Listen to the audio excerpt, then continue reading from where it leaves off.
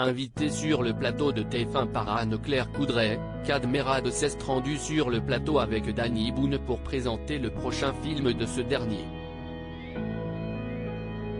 La journaliste a voulu savoir si le duo s'était déjà pris la tête et leur réponse a été sans équivoque.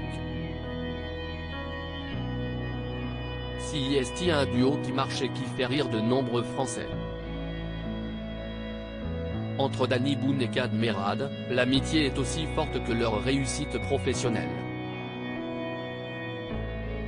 Si est-il en 2008 qu'ils s'affichent ensemble pour la première fois. L'époux de Julia Vignali partageait la tête d'affiche de Bienvenue chez les Ch'tis, un film de Danny Boone.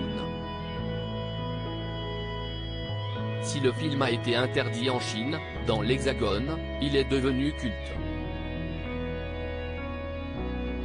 Avec Lynn Renaud au casting, le réalisateur a joué gros en dévoilant certains clichés sur les habitants du Nord. Pour réaliser certaines scènes, comme celle de la tournée du Facteur, les deux acteurs n'ont pas hésité à user de la boisson. On s'est mis à picoler de la triple ch'ti et on a très vite été sous. Un orage pointait, on a fait une seule prise en plan séquence, celle qui est dans le film. S'ils se sont mis à boire autant, si est-il parce que dans la séquence, ils devaient uriner dans le canal et n'y parvenaient pas. Seulement, pour Kad Merad, un petit souci est survenu sur le tournage au moment de tourner cette scène.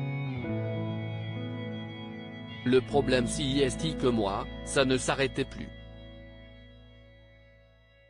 À un moment donné, on est censé finir dans le dialogue et repartir sauf que moi, j'ai continué d'uriner pendant toute la scène.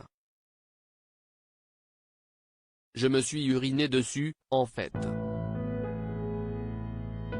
Une dispute sur le tournage puisque le film et le duo ont été un franc succès, les deux acolytes reviennent avec un nouveau long métrage de Danny Boone, La vie pour de vrai, au cinéma le 19 avril 2023.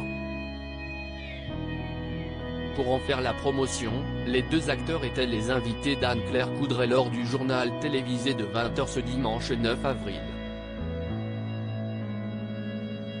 La présentatrice a voulu savoir s'ils s'étaient déjà disputés.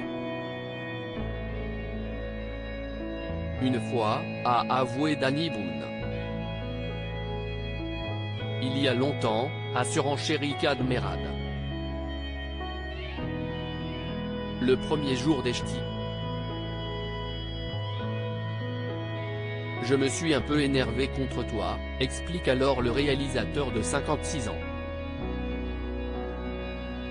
Pour son ami, rien de dramatique finalement, c'était, ton deuxième film, t'étais un peu fragilou, tu n'étais pas très à l'aise. Et j'étais pas très bon. Une anecdote qui a fait rire.